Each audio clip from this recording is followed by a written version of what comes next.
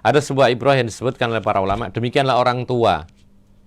Mereka-mereka ini tetap berusaha untuk memberi petunjuk anak-anaknya meskipun sudah berkeluarga.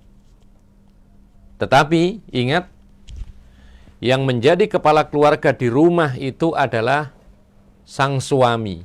Artinya orang tua ketika ingin datang ke rumah anak-anaknya, tetap dia tidak bisa tadakhul, tidak bisa turut campur dalam memutuskan keputusan. Dipasrahkan kepada kepala keluarganya. Sebagai orang tua hanya bisa ngasih saran, ngasih petunjuk. Oleh karena itu, dalam hal ini, manusia itu ada 3 kelompok. Menyikapi anak-anaknya yang sudah menikah. Yang pertama terlalu ekstrim. Apa itu tadakhul? Betul-betul turut campur segala sesuatu ditentukan oleh orang tua. Jadi ada ketika anaknya menikah, diatur terus oleh orang tuanya. Ketika belanja diatur orang tuanya.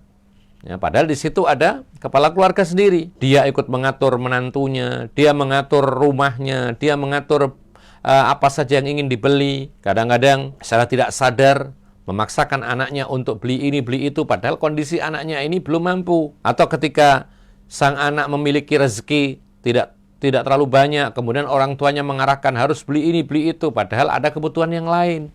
Yang lebih tahu adalah yaitu pemilik rumah tersebut, kepala keluarga yang menentukan. Ini kelompok yang pertama, yaitu terlalu dalam mengatur anak-anaknya yang sudah berkeluarga. Sehingga biasanya terjadi kekacauan, perselisihan, tidak sinkron antara istri dengan suami. Karena apa? Karena ada yang mengatur dari luar. Padahal disebutkan oleh para ulama bahwasanya keluarga itu seperti kapal atau bahtera. Yang menjadi nahkoda adalah kepala keluarga, suami. Sehingga dialah yang mengatur, memutuskan perkara. Apakah kapal ini ke kanan atau ke kiri.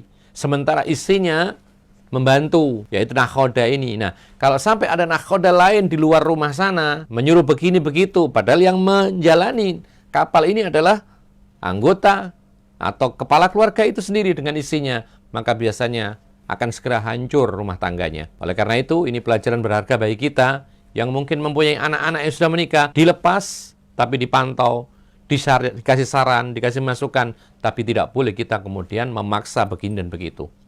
Asalkan itu baik, silahkan lakukan. Kalau misalkan kita tidak setuju, kasih masukan, diterima, alhamdulillah. Kalau tidak, maka tidak boleh kita memaksakan. Kelompok yang kedua, terlalu abai. Ketika anaknya menikah, dibawa oleh suaminya lega. Kemudian tidak pernah dilihat, tidak pernah dikunjungi, tidak pernah dikasih saran, tidak pernah ditelepon kalau jauh, tidak pernah bertanya bagaimana kabarnya. Sehingga tidak tahu bagaimana anaknya dibawa oleh menantunya. Apakah di sana dimuliakan atau malah dizalimi? Tidak tahu.